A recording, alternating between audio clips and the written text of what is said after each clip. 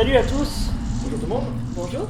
bienvenue pour un tout nouveau numéro de Silver Screen dédié à Doctor Who. Doctor Who est un monument de la télévision britannique, elle a été lancée en 1963 sur la BBC et relancée en 2005 par Russell T. Davies.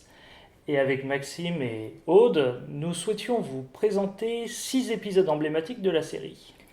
Donc une sélection subjective parmi les épisodes où le docteur a été joué par David Tennant puis Matt Smith. Nous avons donc dû faire un choix compliqué puisque la série comporte un très grand nombre de bons épisodes. À tout de suite.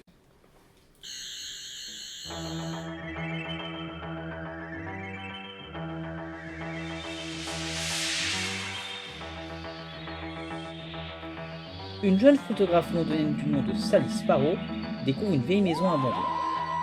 À l'intérieur se trouvent des statues d'anges pleureurs. Son ami a mystérieusement disparu. Sally doit déchiffrer plusieurs messages d'un homme étrange appelé le Docteur. Les Anges Pleureurs, c'est donc le premier épisode de notre sélection.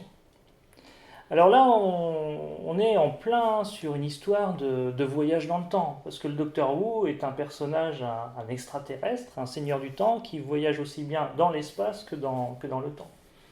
Oui, effectivement, le voyage dans le temps dans Doctor Who, c'est quelque chose d'assez commun, puisque le docteur voyage à bord de son TARDIS, qui a la forme d'une cabine de police bleue. Mais la particularité de cet épisode-ci, c'est que le docteur, en fait, est très secondaire, puisqu'on va suivre toute l'histoire, même si elle est liée au Doctor Who, eh bien, à travers les yeux d'une personnage lambda, Sally Sally Sparrow. Sparrow, qui va tomber par hasard sur une race de créatures assez particulières, appelées les anges pleureurs, qui sont en fait des statues d'anges, mais qui en réalité ne sont pas aussi immobiles qu'elles semblent l'être. Les faits ne sont pas vécus chronologiquement par le Docteur, et c'est ça qui est très amusant, en fait.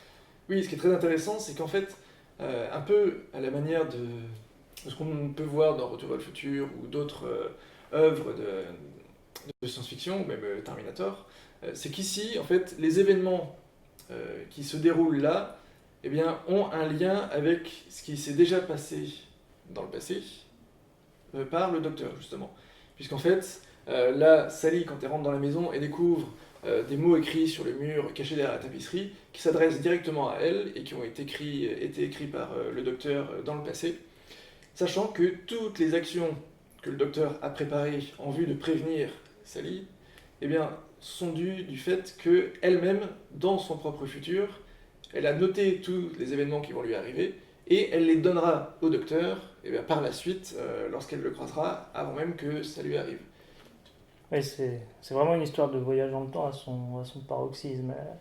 Oui, puisqu'on trouve... Parce que la particularité en fait, des anges pleureurs, c'est que pour vivre, ils vont, d'une certaine manière, effacer les gens de la continuité temporelle. En fait, ils vont les envoyer dans le passé, et grâce à ça, ils vont pouvoir se nourrir de l'énergie vitale que les personnes auraient eue. Mais les personnes ne sont pas mortes, elles continuent de vivre dans le passé, et c'est ce qui va arriver aux protagonistes amis de Sally Sparrow, notamment sa meilleure amie, ainsi qu'un policier qu'elle va rencontrer, qui, dans leur enquête, vont se faire attraper par les anges, envoyés dans le passé, et c'est ce qui va permettre ainsi au docteur, lui-même coincé dans le passé, eh bien, de pouvoir envoyer des indices, guider Sally dans le futur pour que celle-ci puisse lui renvoyer son TARDIS. Oui, c'est ça qui est très amusant dans l'épisode. Le Docteur guide Sally à partir d'une liste de 17 DVD où le Docteur est enregistré au sein de bonus cachés. C'est ça, c'est des bonus dans lesquels il a toujours le même discours, qui semble un peu dénué de sens, puisque c'est comme s'il faisait une conversation à sens unique, mais où on n'a pas le contre-pied de tout ce qu'il dit. Et c'est que, au fur et à mesure que l'épisode avance, qu'on va commencer à comprendre ce qui se passe, et qu'à la toute fin, eh bien, toutes les tirades qu'il dit dans ses bonus DVD eh bien, vont prendre leur sens, parce que eh bien, ça va correspondre à une discussion que Sally va avoir avec le docteur, alors que c'est une discussion qu'elle a avec une télé. C'est comme si moi, je lançais un épisode et puis je discutais avec le personnage dans la télé, mais que ce personnage dans la télé eh bien, réponde spécifiquement à mes réponses, me donne les réponses à mes questions, parce que, eh bien, en fait, il sait à l'avance ce que je vais dire.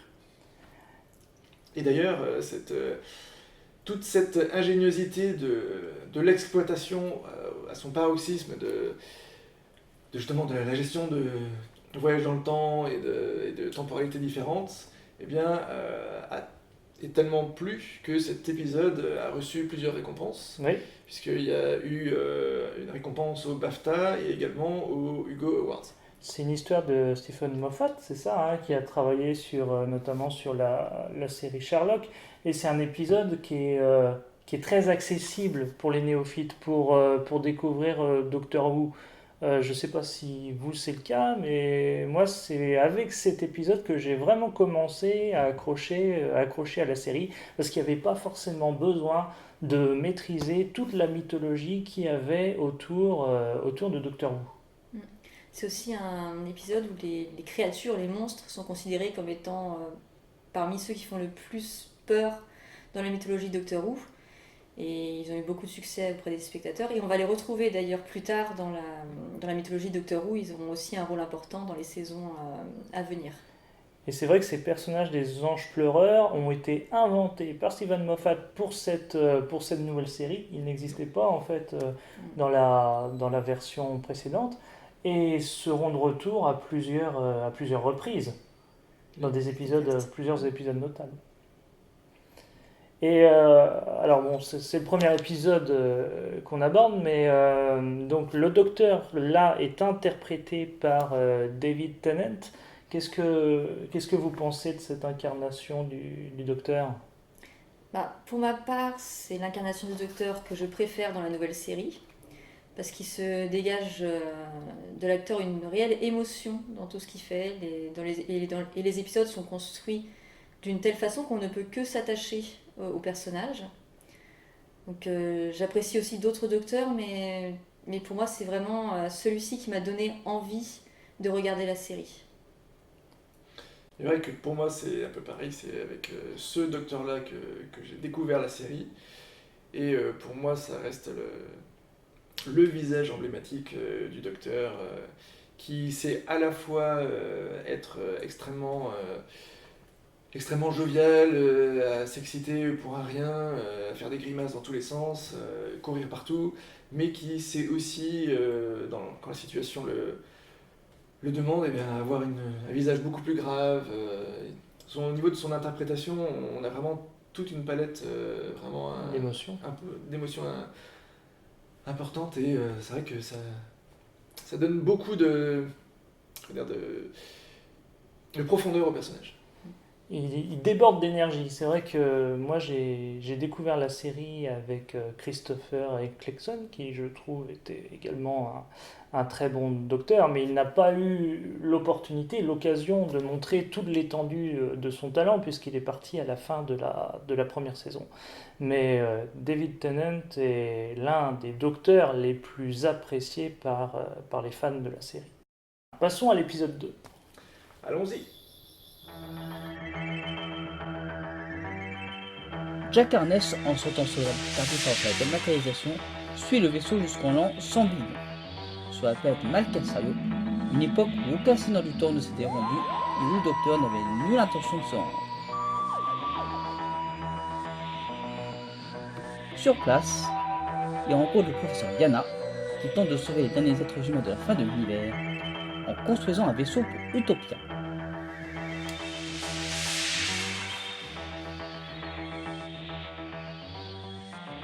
Alors, le deuxième épisode de notre sélection, Utopia. Je crois que c'est dans tes épisodes favoris. Oui, en fait, c'est l'un de mes épisodes favoris, avec les 2 épisodes suivants, puisqu'il s'agit du premier épisode d'un arc de 3. Donc, c'est un épisode où il va y avoir beaucoup de nouvelles choses et de retours de personnages qu'on a vus auparavant. Donc, on va y retrouver le personnage de Jack Harkness qu'on avait découvert à la fin de la saison première et qui a été le compagnon du docteur au cours de quelques épisodes, et qu'il a une certaine obsession envers le docteur. Et c'est en courant après le docteur et en s'accrochant au TARDIS qu'ils vont se retrouver plongés vers le futur, donc ce futur très très lointain, où on est en fait à la toute fin de l'humanité, même à la toute fin de l'univers, puisque les étoiles sont éteintes les unes après les autres. En l'an 100 milliards, c'est ça hein? Oui, c'est ça, 100 milliards d'années dans le futur. Et on va aussi découvrir un personnage que l'on ne connaît pas dans la série actuelle, mais qui est un personnage emblématique de la série originale, un autre seigneur du temps, donc le rival du docteur, qui se nomme le Maître. Donc on va pas savoir tout de suite dans l'épisode que le Maître est présent, puisque les personnages, donc le docteur et sa compagne Martha, vont rencontrer un vieux scientifique qui essaie de sauver ce qui reste de l'espèce humaine. Et au fur et à mesure, on va se rendre compte qu'il y a quelque chose qui cloche, et notamment quand Martha va reconnaître un objet unique, donc cette montre, une montre de Seigneur du Temps, que Martha connaît, puisqu'elle a vu le docteur l'utiliser dans un épisode précédent afin d'y stocker sa mémoire, donc toute sa personnalité, pour cacher sa nature de Seigneur du Temps à des ennemis qui le pourchassent. Donc là, elle va se rendre compte que le vieux scientifique charmant est potentiellement un Seigneur du Temps. Et bon, le docteur, lui, ne sait pas quel Seigneur du Temps se cache dans cette montre. Et il va s'avérer à la fin que le docteur, le gentil docteur scientifique, est en fait le Maître, qui est plutôt un ennemi du docteur. Et au lieu de sauver ces gens qu'il voulait sauver, il va plutôt précipiter leur fin. On peut peut-être parler de la relation qu'entretiennent le docteur et le maître. Est-ce qu'ils se considèrent l'un et l'autre comme des ennemis finalement? Alors, leur relation est un peu compliquée. Déjà, ils se connaissent depuis très longtemps, puisque avant la nouvelle série, dans la série classique Doctor Who, le maître était déjà apparu à plusieurs reprises. Sa toute première apparition date de 1971. Et à l'époque, le personnage du maître avait été construit pour être l'équivalent de Moriarty par rapport à Sherlock Holmes pour le docteur. Donc c'était sa némésis. Quelqu'un qui soit aussi intelligent que lui, qui ait les mêmes aptitudes que lui, mais qui, lui, cherche plus à utiliser tout ça pour faire le mal. Et du coup, au fur et à mesure des épisodes, ils se sont rencontrés à plusieurs reprises. De la même façon que le docteur, le maître étant Seigneur du Temps, il a aussi eu plusieurs visages différents au fur et à mesure des régénérations. Comme on le verra d'ailleurs à la toute fin de cet épisode-ci, où il reprendra une apparence plus jeune. Et la particularité, c'est que le docteur ne cherche pas totalement à vaincre le maître, puisque le maître est l'un des derniers survivants des Seigneurs du Temps. Finalement, ils ne sont que deux à avoir survécu. Donc, le docteur ne peut pas se résoudre à le vaincre, à le tuer, même si on sait que le docteur ne tue pas. Mais il ne peut pas non plus l'enfermer, quoique si, par la suite il essaiera quand même de l'enfermer, justement dans une prochaine incarnation du maître. Mais il y a ce petit contraste dans leur relation de chien et chat, où chacun se cherche un peu, mais sans jamais véritablement faire du mal à l'autre. Oui. C'est un petit peu le même type de relation qu'on peut avoir finalement entre le Joker et Batman, où ce sont les plus grands ennemis l'un de l'autre, mais à la fois ils ont cette compassion vis-à-vis de l'autre et de tout ce qu'ils ont pu subir et qui ont fait qu'ils en sont arrivés à ce niveau-là. Et alors pourquoi ce titre Utopia finalement? Utopia, c'est là dans l'épisode, ça correspond à la station que les derniers survivants humains essayent d'atteindre, puisque, comme on l'a dit, on est 100 milliards d'années dans le futur, qu'on est à la fin de l'univers, que le docteur lui dit lui-même, normalement, il n'y a plus rien après. Et là, Utopia, eh bien, c'est, comme on indique, l'utopie qui est visée, le monde où il pourrait survivre eh bien, à cette extinction. Oui, c'est un épisode marquant et ce personnage du maître reviendra régulièrement dans la série avec ce plus jeune acteur qu'on voit à la fin de l'épisode. John Sim, donc qui est pour moi une très bonne incarnation du maître, différente de ce qui a été fait dans l'ancienne série, puisqu'il était présenté quand même comme quelqu'un d'assez froid, calculateur, avec toujours des plans machiavéliques. Et cette nouvelle incarnation, donc plus jeune, est présenté comme ayant il y a quelque chose qui va pas. Il est clairement fou. On ne sait pas pourquoi il est devenu comme ça. On le saura dans le futur dans la série. Mais il a un côté cinglé qui le rend vraiment unique. Et pour moi, franchement, le maître, c'est un personnage exceptionnel quand il est joué par John Sim.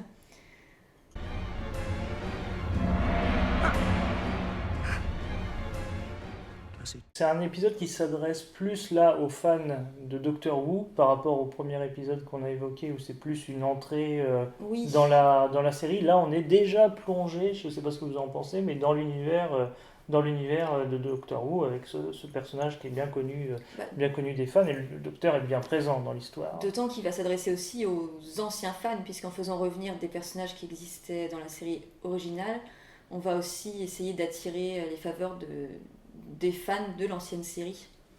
Alors qu'au début de la nouvelle série Doctor Who, on avait peut-être moins ce rapport à la série des années 60. Oui, c'est vrai. Et on l'abordait avant l'enregistrement, mais c'est vrai que la première saison de Doctor Who a été écrite vraiment pour s'adresser à un nouveau public, pour pouvoir aussi exporter la série à l'étranger, ce qui n'était pas du tout le cas avec l'ancienne série. Et plus on va avancer dans les saisons, plus on va tisser des liens avec l'ancienne série de Doctor Who. C'est assez flagrant, je trouve, quand on regarde la série dans l'ordre chronologique. Donc j'avais parlé rapidement du personnage de Jack Harkness, donc qui revient dans cette fin de saison 3 après avoir disparu à la fin de la première saison. Il faut savoir que ce personnage existe aussi dans un spin-off donc, centré sur lui qui s'appelle Torchwood et qui a duré 4 saisons si je ne me trompe pas. Il me semble, oui aussi. Oui, 4 saisons. Google. Vous vérifierez. Voilà.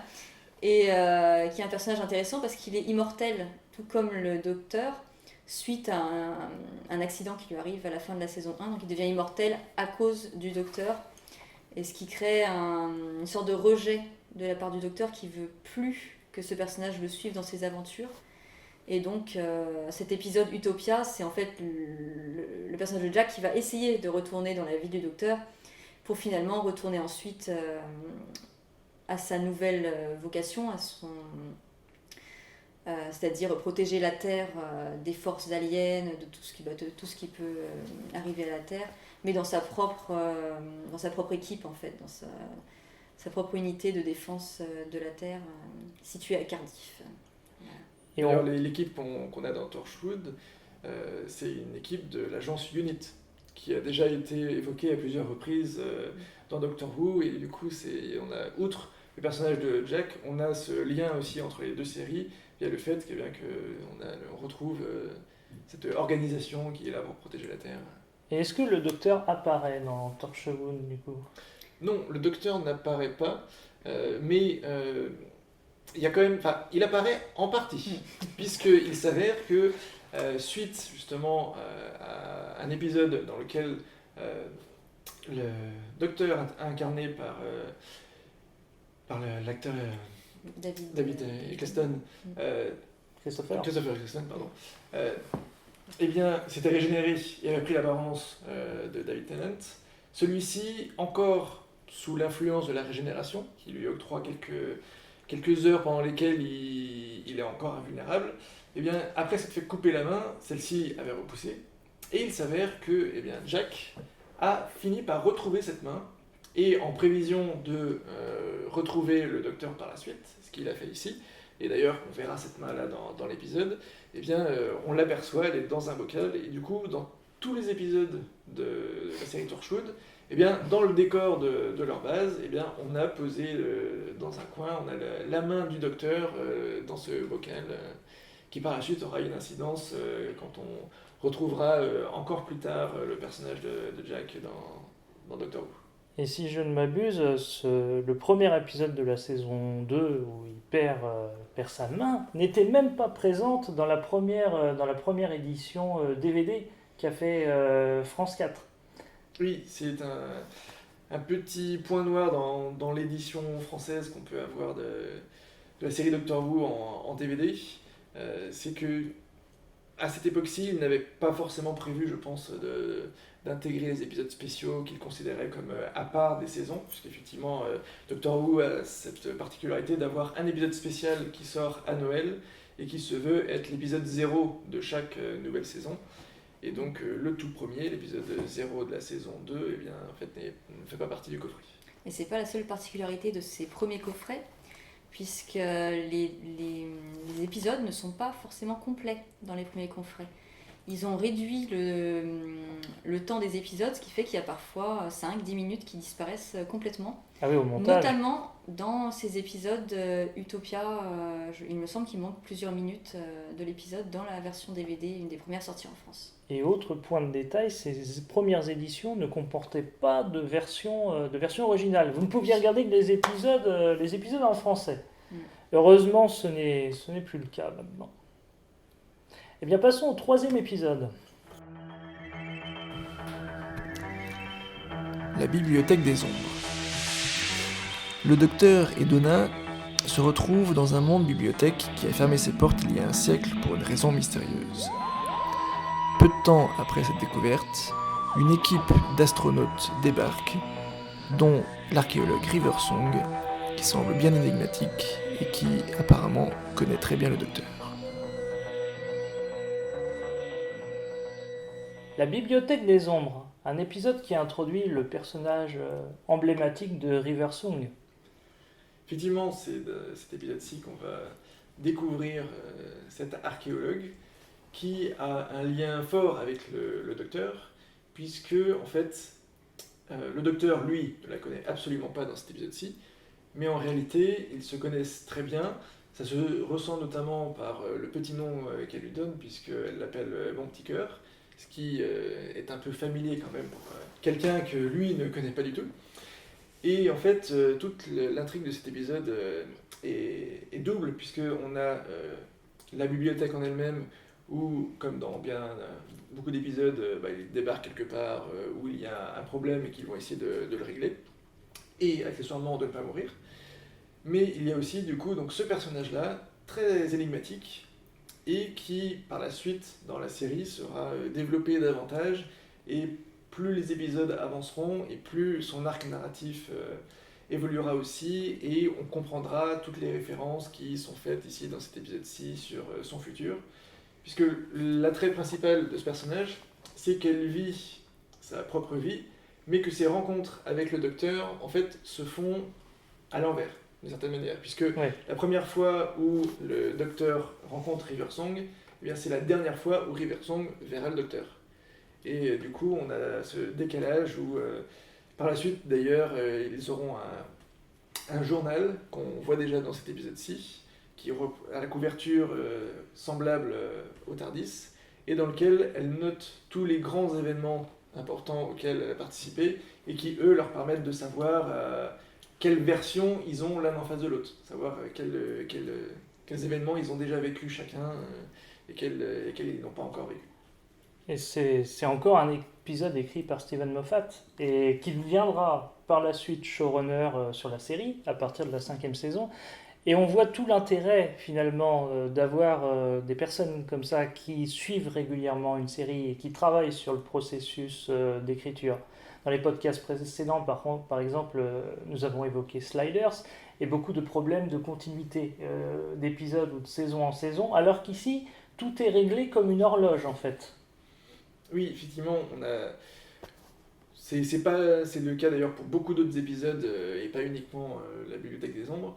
Mais très vite, Stephen Moffat va avoir comme astuce de placer des indices sur les gros bouleversements, les gros fils rouges de chaque saison, bien en amont, de manière à ce que, lorsqu'on va re-regarder ces épisodes-ci, on va pouvoir avoir une seconde lecture, puisque certaines petites allusions ou autres éléments dont on n'aura pas fait forcément beaucoup attention la première fois qu'on a vu l'épisode, prendront une dimension tout autre à partir du moment où on connaît le dénouement final et où on sait ce qui adviendra de ces éléments-là.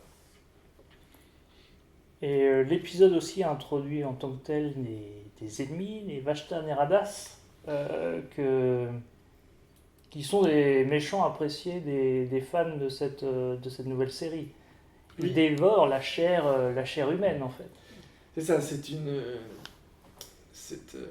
un organisme assez particulier, puisqu'en fait, il vient du bois, principalement, des spores qu'il y a dans le bois. Et la particularité, c'est que ce sont des charognards. Donc, le docteur explique qu'ils existent sur bon nombre de planètes. Donna s'inquiétant de savoir s'il en existe sur Terre, et lui ne la rassurant pas du tout en lui disant que bien évidemment il y en a sur Terre, et que chaque fois qu'on aperçoit de la poussière qui vole dans le rayon du soleil, ce sont des Vashta Nerada, ce qui du coup n'est pas rassurant non plus pour le spectateur, puisqu'il y a toujours ce petit lien avec Doctor Who qui essaye d'amener le folklore de la série jusque dans le monde réel, en ajoutant ces petites allusions. Même chose avec qu'on avait vu avec les anges pleureurs, où à la fin de l'épisode d'ailleurs il indiquait que n'importe quelle statue que nous-mêmes nous pouvons croiser dans la rue pourrait potentiellement être un ange pleureur. Oui, ça fait réfléchir. Oui. Et donc le Vashta Nerada, là en l'occurrence, devient beaucoup plus dangereux dans cet épisode-ci, puisque il agit de manière plus agressive. D'habitude, ce sont donc des simples charognards, mais là, ils vont aller jusqu'à attaquer directement l'équipe d'astronautes qu'on va voir, et notamment va avoir comme particularité, grâce aux combinaisons qu'ils portent, de pouvoir utiliser après les corps des personnes mortes pour continuer à avancer et les rendre du coup extrêmement terrifiants, puisqu'on va avoir une sorte de zombie, un squelette dans une combinaison qui va poursuivre nos héros. Et la particularité pour détecter leur présence étant qu'ils se cachent dans l'ombre de leur proie, et donc il y a cette fameuse phrase dans Doctor Who, comptez le nombre d'ombres, combien d'ombres il y a. Il y a ce côté un petit peu film d'horreur, un peu aussi comme avec les anges pleureurs. Et donc le docteur a l'habitude de voyager avec un compagnon. Ici, on retrouve le personnage de Donna Noble, auquel les spectateurs peuvent assez facilement s'identifier, finalement. Donna est mon compagnon préféré parmi tous les compagnons qu'a eu le docteur. Parce que c'est une femme, elle est drôle, elle est brute de décoffrage, elle dit toujours ce qu'elle pense. Et ce que j'ai bien aimé avec elle, mais bon c'est un point de vue personnel, c'est qu'elle n'a pas cette relation de romance un petit peu avec le docteur. C'est vraiment de l'amitié pure, c'est vraiment un sentiment d'amitié qu'elle a envers lui, alors que beaucoup des autres compagnes, ou compagnons si on compte Jack, ont quand même une affection plus romantique dirigée vers le docteur. Ouais. Même Amy, qui aura pourtant son amoureux, son mari Rory avec elle, a quand même des petits doutes parfois parce qu'elle tombe amoureuse aussi du docteur. Et Donna, donc c'est pas du tout ça. Et dès le premier épisode où on la voit, elle est très... dans le premier épisode de la saison 4, tout de suite on s'y attache parce qu'elle est ouverte, elle est marrante, et on peut presque s'y identifier parce qu'en fait elle est... À part ça, en fait, elle est plutôt normale. C'est comme si... vous ou moi, soudainement, il y avait le docteur qui apparaissait, puis on décidait de partir avec lui en aventure. On n'a pas de talent spécifique ni rien, mais bon, on est là, on va l'accompagner. Et donc voilà, c'est tout ça qui fait que Donna est assez exceptionnelle en tant que compagne du docteur. Et dans l'épisode, justement, Donna a le droit à une autre vie dans un monde virtuel où elle a 2 enfants. effectivement, dans cet épisode-ci, donc, son esprit finit sauvegardé dans la mémoire de la bibliothèque. Et c'est là où la série Doctor Who est très, très douée, puisque même dans un contexte finalement de peur, de frisson, eh bien, elle réussit à rajouter beaucoup d'émotions vis-à-vis des personnages. Parce que là, dans cette vie qu'elle vit, cette fausse vie qu'elle a, eh bien, elle y a donc un mari, des enfants. Alors certes, autant les enfants ne sont finalement qu'une représentation générée par la bibliothèque pour l'aider à rester dans cette mémoire et ne pas chercher à se sauver. Mais en revanche, on découvrira à la fin de l'épisode notamment que le mari en question est bien réel, c'est aussi une personne qui s'est retrouvée sauvegardée dans cette mémoire.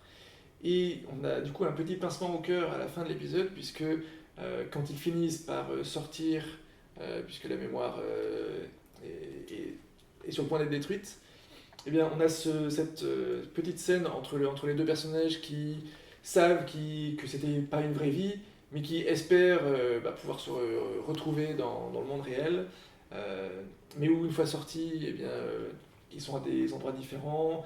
Donna ne sait pas si lui était réel ou pas, et à la toute fin, eh ben, on voit le personnage en question qui l'aperçoit au loin et qui tente de l'appeler, mais comme ça l'était indiqué dans l'épisode, il a quelques soucis d'élocution, ce qui fait que pour elle, c'est le mari idéal parce qu'il n'est pas capable de la contredire. Mais pour là, du coup, eh bien, c'est ce qui va l'empêcher de l'interpeller au loin avant qu'il ne soit téléporté pour être transporté avec les autres personnes qui ont été sauvées aussi. Et du coup, on a cette jolie histoire d'amour, entre guillemets, certes éphémère, mais qui là se brise en un instant et qui met ce petit pincement au cœur à la fin de l'épisode. Même si on a un retournement de situation au niveau justement de cette émotion-là, puisque alors c'est ce qui, moi, m'a fait aussi vraiment accrocher à Doctor Who et au Docteur incarné par David Tennant en particulier, puisque c'est par cet épisode-ci que moi j'ai découvert la série. C'est notamment donc à la toute fin où River Song donc, a sacrifié sa vie pour les sauver.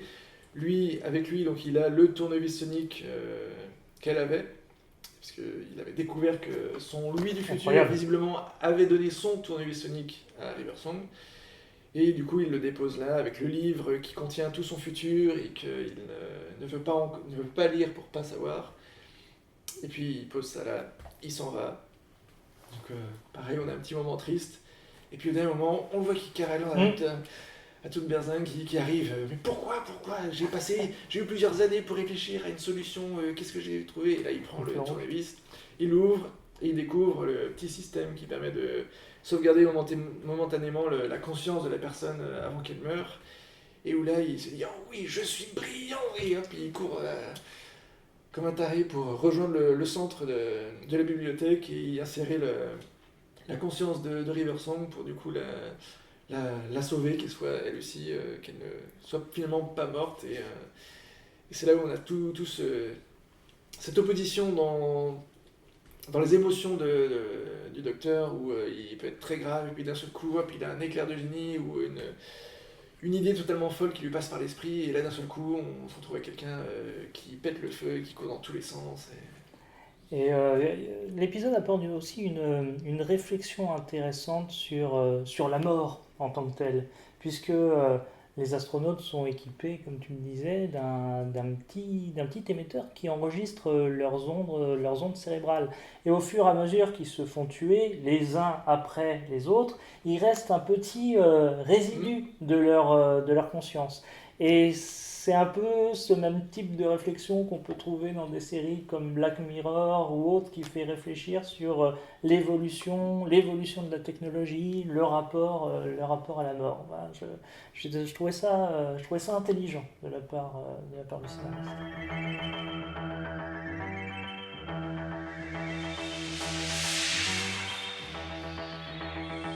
Le docteur se retrouve pris au piège, seul et terrifié, dans un vaisseau spatial le conduisant avec d'autres passagers sur la planète Midnight.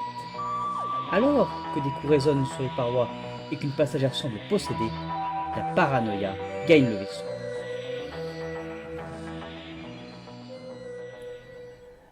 Un passager de trop, encore un épisode très accessible pour les néophytes de la série et qui repose sur un huis clos en fait. Oui, donc c'est un épisode très bien écrit puisqu'il se déroule quasiment entièrement dans un espace très réduit. Donc c'est un bus de tourisme, une navette qui n'est pas bien grande, entre une dizaine de personnages, dont le docteur. C'est actuellement mon épisode préféré, toutes saisons confondues, ce qui s'en dégage une sorte d'angoisse au fur et à mesure. Donc ça commence plutôt bien, c'est un voyage touristique, le docteur se fait des amis parmi les autres touristes qui vont aller voir un lieu un peu emblématique de la planète sur laquelle il se trouve. Donc une planète qu'on a dit qui est une planète mortelle à quiconque s'y aventure physiquement. Donc il faut forcément utiliser ces navettes qui sont protégées donc, par des murs assez épais et qui empêchent la lumière du soleil donc les rayons de venir tuer tout être vivant. Et donc par ces navettes, ils vont visiter la planète. Ça se passe bien, le docteur discute, il est très docteur, hein, il prend un peu le dessus sur toutes les conversations, il fait découvrir des choses aux autres personnages, il les fait sortir un petit peu de leur bulle. Et soudainement, il va y avoir un problème, comme d'habitude, et une entité, on ne sait pas ce que c'est, on ne saura jamais ce que c'est, qui va prendre possession d'une des passagères. Et la passagère va commencer à répéter tout ce que disent les autres personnages. Donc au début, c'est un peu presque marrant, ça commence à être un peu bizarre. Et puis ça devient vraiment très flippant, puisque c'est le docteur qui va commencer à faire le docteur. Hein, il va aller la voir, il va essayer de voir ce que ça peut... Ça l'amuse en fait au début, il faut être honnête, la situation l'amuse plus qu'autre chose. Donc il va parler avec l'entité qui répète sans arrêt ce qu'il dit, sauf qu'à un moment donné, là, ça va s'inverser, c'est-à-dire que l'entité va se mettre à répéter avant même que le docteur n'ait formulé ses propos. Et donc là, ça commence à devenir vraiment, vraiment stressant. Et il y a un autre aspect de cet épisode qui fait que je l'aime beaucoup, c'est en fait, finalement, moi, j'ai moins peur de cette entité étrange qui répète, puisqu'elle reste dans son coin, en fait. Elle bouge pas, elle a ce moment de répéter, il n'y a pas d'hostilité directe envers les passagers. Et ce qui fait peur, c'est la réaction des passagers, des autres passagers normaux dans le bus, qui eux commencent à paniquer. Et ils ont peur. Et en fait, c'est très réaliste parce qu'en fait, on a cette réaction de foule qui va vouloir jeter la passagère infectée par-dessus bord pour se protéger. Mais protéger de quoi, on sait même pas. Et c'est ça qui est angoissant, c'est que ça pourrait se passer dans la vie de tous les jours, dans n'importe quelle situation. Oui. C'est-à-dire que les gens paniquent et sont prêts à faire n'importe quoi pour protéger leur peau. Et le docteur va s'en rendre compte, c'est-à-dire qu'au moment où elle commence à répéter avant lui ses propos, les soupçons vont se diriger sur le docteur. Et là, il comprend qu'il est en sérieux danger parce qu'il est tout seul. Il est incapable de se défendre, il ne peut plus bouger, il est paralysé en plus. Et il se retrouve à voir en fait la nature la plus noire en fait de l'être humain, qui est dans tout être humain, puisque les gens étaient plutôt charmants à la base, et qui vont vouloir le jeter par-dessus bord. C'est vrai que cet épisode nous montre qu'on peut faire de la science-fiction de qualité avec vraiment très peu de moyens. Ici, les passagers sont à bord d'une navette, on a juste un plan extérieur de la planète. Et comme tu l'as dit, tout repose finalement dans les tensions entre ces personnages. C'est un véritable huis clos. Et c'est des choses qu'on pouvait avoir sur des séries comme La Quatrième Dimension, qui démontraient de véritables qualités d'écriture sans avoir besoin de moyens considérables. D'ailleurs, ce que je trouve très intéressant aussi dans cet épisode, c'est que outre ce huis clos qu'on a où ils sont tous coincés dans une seule pièce, ce qui rajoute aussi à la tension générale, c'est le fait que pour se protéger des radiations mortelles qu'il y a à l'extérieur du vaisseau, du coup toutes les fenêtres et autres ouvertures sont condamnées, ce qui fait qu'on n'a vraiment aucune vision de ce qui se passe à l'extérieur, et donc ça rajoute beaucoup au côté oppressant de cet épisode où ils sont vraiment enfermés comme si ils étaient dans un bunker au final, et du coup ça augmente la tension. Et d'ailleurs, ce qui est un peu triste aussi dans le constat final de l'épisode, c'est de se rendre compte que, eh bien, finalement, si dès le début, ils avaient suivi l'opinion générale, malheureusement, eh bien, on se rend compte que ça aurait sauvé des vies, puisque à la fin de l'épisode, l'hôtesse se sacrifie pour cesser en fait les tensions et la bagarre qui monte. Et du coup, elle meurt en même temps que la passagère qui était possédée, alors que, en y réfléchissant, eh bien, si dès le début ils avaient sacrifié entre guillemets la passagère qu'ils avaient possédée, il y aurait qu'elle qui serait morte au final, si on nommait bien sûr les deux pilotes qui trouvent la mort aussi. ont trouvé la mort bien plus tôt. Du coup, cet épisode-là a laissé un petit goût amer, puisque on a cette tension générale due à la pression de la majorité qui fait que on a bien failli perdre le docteur, puisque sur la fin, lorsque c'est le docteur qui parle en retard par rapport à la personne qui est possédée, tout le monde était prêt à le jeter, alors qu'au final, c'est cette même pression de la majorité qui aurait pu épargner une vie si elles avaient été écoutées dès le début. C'est un peu la même chose qu'on retrouve que dans les phénomènes de foule en sociologie. Si on prend les individus individuellement, ils sont très sympathiques, mais là, le contexte et les interactions entre les uns et les autres font que, effectivement, ça dévoile la pire part de l'humanité. Oui, mais un truc que j'aime bien dans cet épisode, c'est par rapport au docteur même aussi. C'est que on voit souvent le docteur effrayé dans divers épisodes, mais c'est assez souvent parce qu'il a peur pour ses compagnons, il a peur pour d'autres personnes.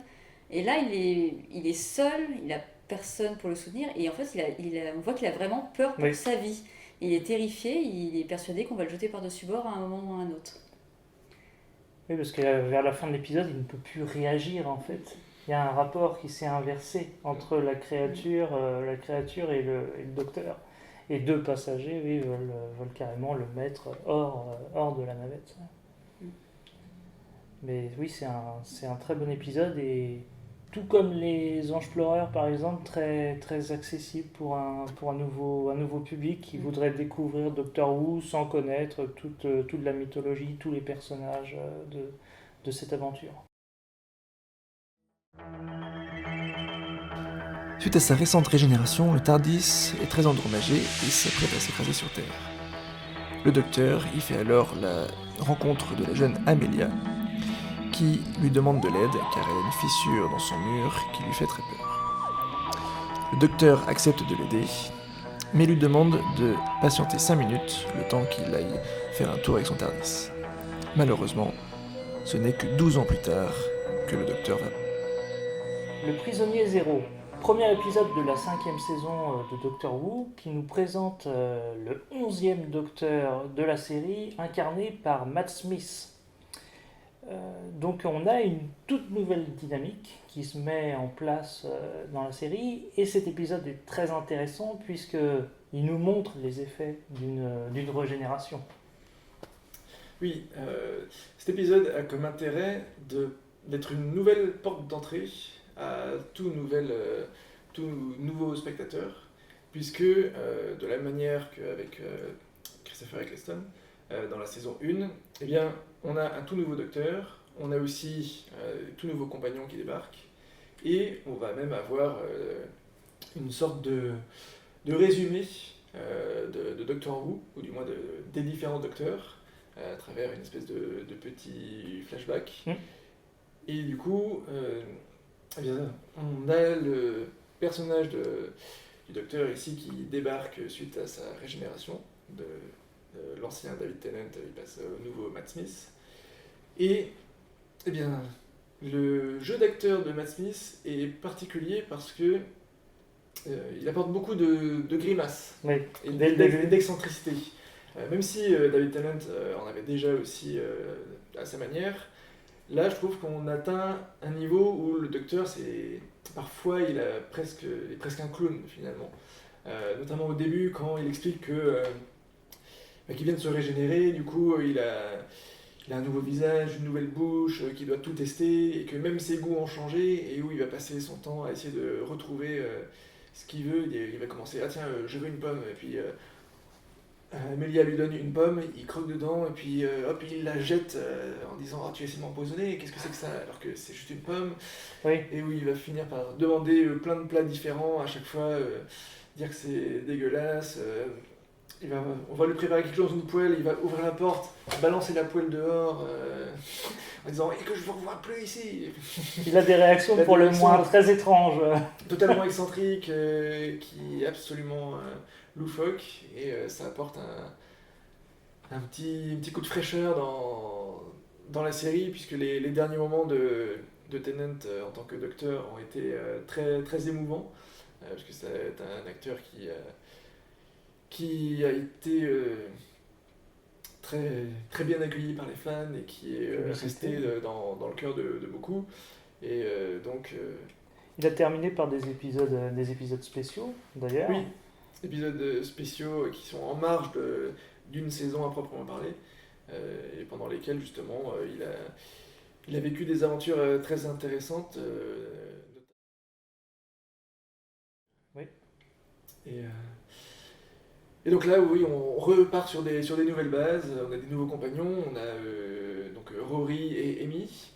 Amy dont la particularité est qu'à la base, elle devait accompagner le docteur alors qu'elle n'avait que 11 ans. Sauf que celui-ci, devant partir juste pendant 5 minutes, rôder un peu son nouveau TARDIS qui s'est réparé suite à sa régénération, eh bien, est en fait revenu 13 ans plus tard, ce qui était un peu long. Ce qui fait qu'Amy, du coup, est un peu fâchée au départ de le voir débarquer aussi tardivement.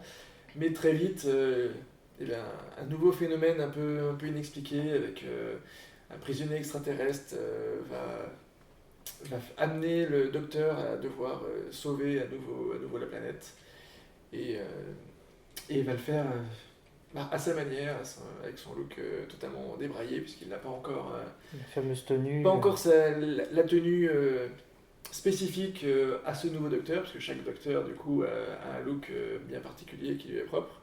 Là, il a encore le vieux costume qu'avait Tennant, avec la chemise déchirée et la cravate débraillée. Et du coup, dans cet épisode-ci, notamment, on va voir à la fin de l'épisode le moment où il va choisir son look, et où, en fait, tout en agissant pour sauver la planète, eh bien, il va dire « Attendez, je dois faire un petit détour avant », puis il va aller dans un vestiaire, il va choisir les habits qu'il va vouloir mettre, jusqu'à la scène de fin où, sur un tout nouveau thème composé pour cette nouvelle saison, où il va avoir un long monologue expliquant que la Terre est protégée, qu'il est le docteur, et justement on va avoir cet hologramme qui va présenter les différents visages de tous les docteurs précédents, jusqu'au moment où il va dire « Je suis le docteur » en sortant traversant cet hologramme, en resserrant son nœud papillon, parce que les nœuds papillons c'est cool.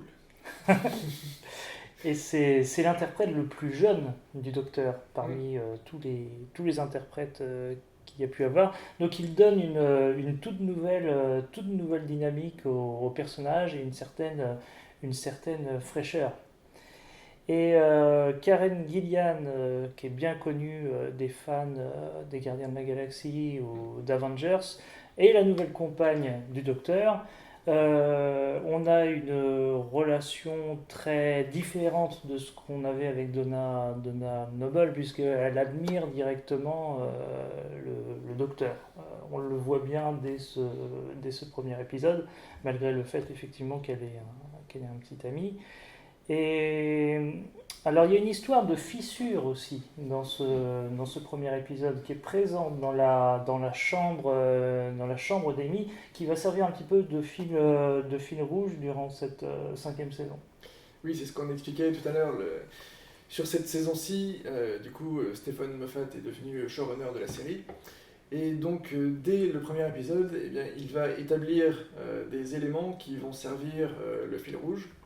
Là, notamment, ça va être cette fissure qu'on va pouvoir voir à plusieurs reprises dans d'autres épisodes, où là, initialement, cette fissure semble être anecdotique et juste spécifique à cet épisode-ci, et la raison pour laquelle le prisonnier zéro s'est échappé, mais par la suite on va se rendre compte que ça a une ampleur bien plus importante et beaucoup plus liée au docteur en lui-même.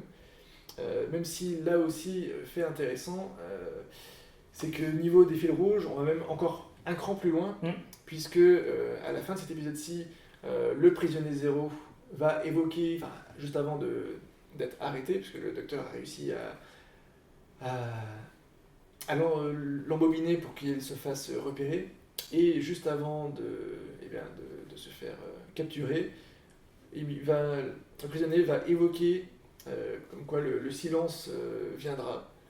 Et en fait, ce silence-là va s'avérer être le fil rouge principal de la saison suivante. Donc ça vous montre à quel point les scénarios sont pensés déjà bien à l'avance. Oui, c'est impressionnant. Et c'est un scénario qui en plus se tiendra, parce qu'à plusieurs reprises, on aura encore cette notion du silence qui sera évoquée avant même que le fil rouge lié à la fissure ne soit complètement résolu. Alors c'est vrai que si Russell T. Davies a eu le mérite de relancer la série, de la présenter à une audience moderne, il faut dire que Stephen Moffat, lui, a donné quand même une toute nouvelle dimension à Doctor Who. La fin de ces saisons sont généralement épiques, et justement le fait de mettre un fil rouge comme ça d'épisode en épisode comme bien d'autres séries modernes. Donc c'est remarquable au niveau de l'écriture. Et alors les fans de David Tennant peuvent être rassurés, puisqu'on le reverra finalement dans l'épisode 50e anniversaire, où on aura à la fois Matt Smith et David Tennant en même temps. Oui, c'est ça. Un retour apprécié des fans d'ailleurs. On aura Matt Smith, David Tennant et un autre docteur, le docteur de la guerre, qui est le docteur qui a participé aux événements en fait, de Gallifrey. Donc, un autre très bon épisode dont on ne va pas pouvoir trop parler en détail aujourd'hui, mais voilà, un épisode à voir aussi. Eh bien, passons au dernier épisode de notre sélection.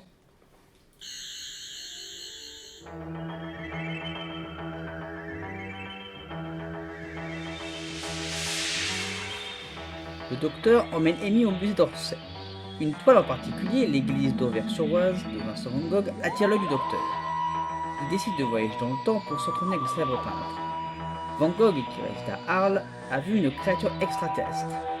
Il fait alors un croquis pour le docteur. Eh bien, nous terminons en beauté, puisque le 6e épisode est Vincent et le docteur, toujours dans la 5e saison, écrit par Stephen Moffat et mettant en scène le personnage de Vincent Van Gogh. Alors ce qui est intéressant ici, c'est que Doctor Who revient un petit peu à ses racines, car lorsque la série a été créée en 1963, elle avait un côté pédagogique en fait. Elle visait à informer, à amuser le jeune public tout en leur faisant découvrir des personnages historiques.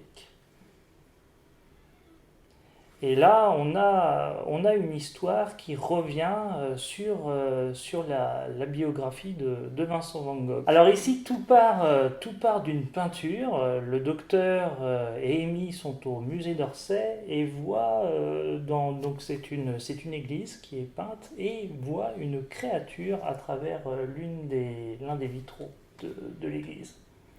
Effectivement, et là en l'occurrence, cette créature-là donc apparaît dans la peinture de Van Gogh parce que lui a vu cette créature. Et c'est là où cet épisode est intéressant, puisque ça tente à donner une sorte de description ou d'explication de ce qui rend en fait les peintures de Van Gogh aussi uniques. C'est qu'en fait, il avait un regard différent sur le monde. Donc là, ça se présente sous deux formes. La première, c'est justement que cette créature va s'avérer être invisible pour la plupart des personnes, excepté Van Gogh qui, lui, arrive à la voir distinctement. Et cette vision un peu particulière qu'il a va aussi expliquer la façon dont lui perçoit le monde, et notamment la représentation de la peinture du ciel étoilé, où on va avoir une scène justement où on va partir d'un plan sur ce ciel étoilé qu'ils sont en train de regarder, paisiblement installé, allongé dans l'herbe, et où petit à petit, eh bien, on va voir des couleurs qui vont un petit peu se délayer dans le ciel, les étoiles qui vont devenir plus brillantes, on va avoir petit à petit une transformation de ce ciel réel en la représentation qu'on a à travers le tableau de Vincent Van Gogh, et qui du coup, d'une certaine façon, permet de montrer un petit peu comment un artiste peut concevoir le monde qui l'entoure et expliquer pourquoi les représentations des tableaux qui se veuillent pourtant être des œuvres réalistes, eh bien, peuvent avoir une tournure très, très artistique et très belle. D'ailleurs, dans cet épisode-ci, il sera aussi fait mention de Picasso, que le docteur dit avoir rencontré aussi, et où notamment il fera une petite blague en expliquant que Picasso ne savait pas placer les yeux au bon endroit et les différentes parties du visage là où il fallait. Et la vie de Van Gogh est bien scénarisée. À la fois, on montre qu'il est rejeté par cette société de l'époque qui ne le comprend pas. Et puis à côté de ça, toute sa nature torturée transparaît très bien dans l'épisode. On voit très bien qu'il a des fois des stades un petit peu dépressifs, et le docteur et Amy essayent tant bien que de mal de le remonter, en fait. Puis là aussi, il y a des phases un peu drôles dans cet épisode, notamment parce qu'à cette époque-ci, malheureusement, Van Gogh, de son vivant, ses toiles ne fonctionnaient pas. Du coup, il y a pas mal de passages où, pour une raison ou une autre, Van Gogh veut se débarrasser d'une toile parce qu'elle ne fonctionne pas ou qu'il n'en a pas besoin, ou il veut l'offrir tout simplement à Amy, sauf que c'est un tableau mondialement connu, et du coup Amy se dit non, vous ne pouvez pas me le donner juste comme ça. Ou bien une autre fois où justement il va vouloir faire un croquis de la créature qu'il a vue, et pour ça il va prendre une toile et il va la réinitialiser entre guillemets, c'est-à-dire il va la repeindre en blanc pour pouvoir dessiner dessus. Et la même chose, les deux sont catastrophés, se dire non, vous avez détruit une magnifique œuvre. Et l'épisode met en scène une créature invisible finalement, que seul Van Gogh va réussir réellement à percevoir du fait de son talent, de ses aptitudes d'artiste. Et à un moment de l'épisode, le docteur met en place un petit dispositif qu'il a au sein de son fameux TARDIS, son vaisseau spatial. Et le dispositif qui reconnaît les différentes créatures le reconnaît en tant que docteur, et on voit une vision d'un ancien docteur de la série. Alors que dire d'autre de cet épisode qui est en tout point remarquable, qui a reçu un prix Hugo, qui se passe au musée d'Orsay, mais qui n'a pas été tourné au musée d'Orsay. Non, ce qui se voit assez rapidement pour ceux qui connaissent le musée. Pour moi, c'est un épisode qui est quand même assez centré sur les émotions. Parce que même s'il y a toute cette histoire autour de la créature, le but, je pense, de l'épisode, c'est vraiment de développer le caractère de Van Gogh, mais pas que, aussi de parler un peu d'Amy, qui vient de perdre en fait Rory. Même si elle s'en souvient pas. Même si elle s'en souvient pas, puisqu'il a été effacé de sa mémoire, mais elle le garde quand même inconsciemment, donc elle a quand même cette tristesse en elle. Et elle développe une relation amicale avec Van Gogh, qui semble aussi avoir une... je sais pas s'il tombe vraiment amoureux d'elle, mais enfin il a une attirance en tout cas envers Amy. Et donc Van Gogh, tout torturé qu'il est, il paraît un peu enfantin, comme on pourrait se présenter un artiste en fait, un personnage qui veut pas grandir, qui est toujours dans ses rêves. Et c'est autour de ça que va tourner cet épisode-là. Donc pour toute personne qui connaît pas Doctor Who, il va aussi être intéressant, puisque ça reste une histoire un peu one-shot. Même si dans des épisodes futurs, on va pouvoir reparler de cette rencontre avec Vincent dans l'arc narratif général de la saison. Donc voilà. Et au niveau de la structure de l'épisode, forcément, c'est scénarisé.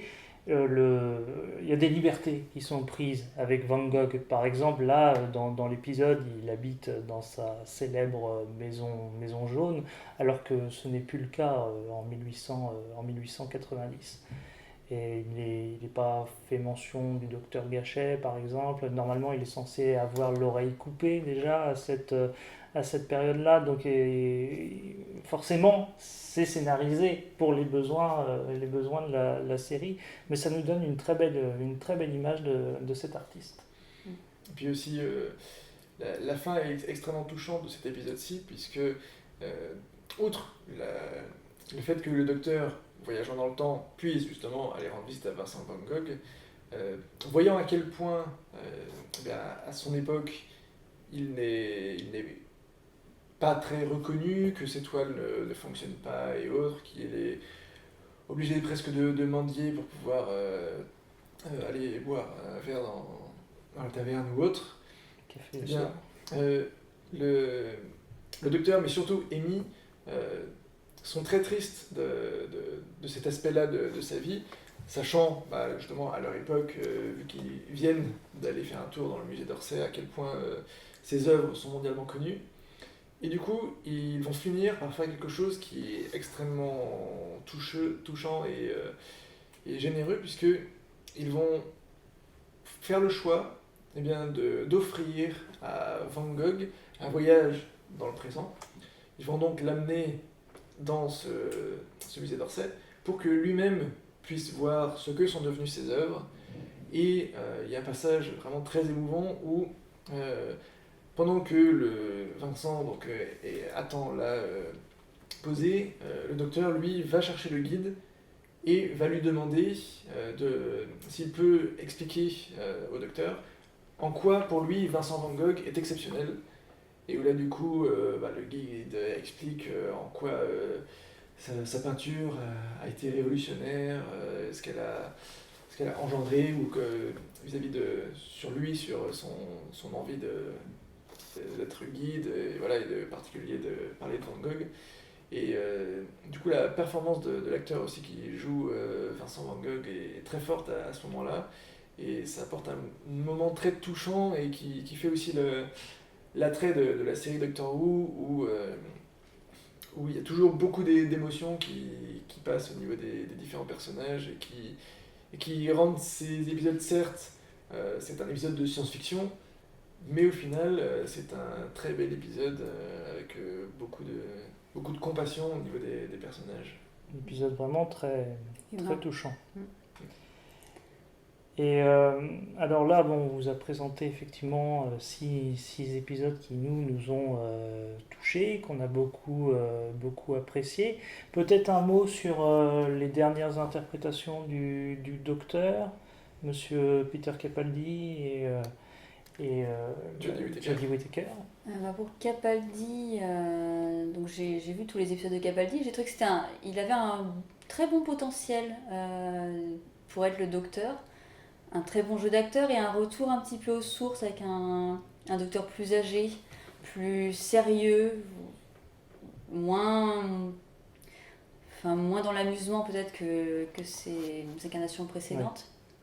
Ouais. Et puis après, avec tout ce qu'il a vécu, en même temps, on peut comprendre qu'à un moment donné, ça lui retombe dessus.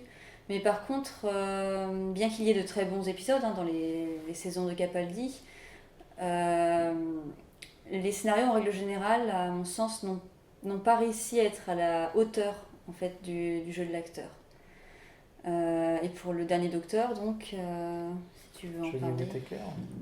Pour Jodie Whittaker, là, on est à un tournant très important, puisque c'est la toute première fois où le docteur, du coup, a une apparence de femme.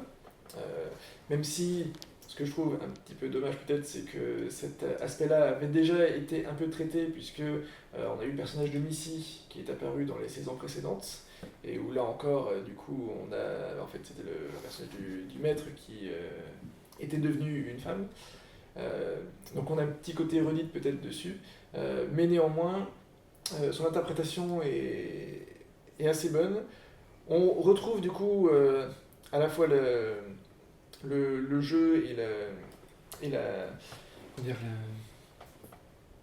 la fraîcheur du personnage qu'on a pu avoir chez Tennant ou Smith, avec ce personnage très, très optimiste qui bouge tout le temps, assez loufoque, et beaucoup moins sombre comme avait pu l'être Capaldi sur plusieurs points.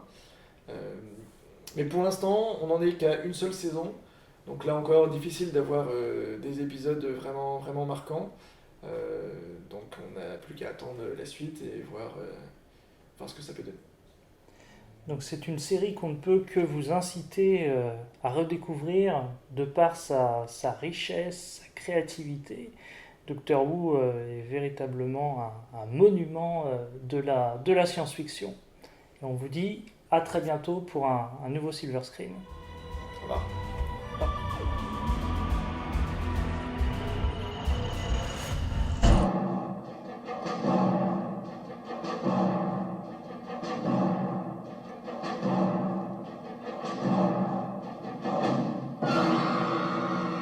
Si vous aimez nos vidéos et que vous ne voulez pas manquer les prochaines sorties, n'hésitez pas à vous abonner à la chaîne, activer la notification et surtout, n'oubliez pas, ne clignez pas des yeux.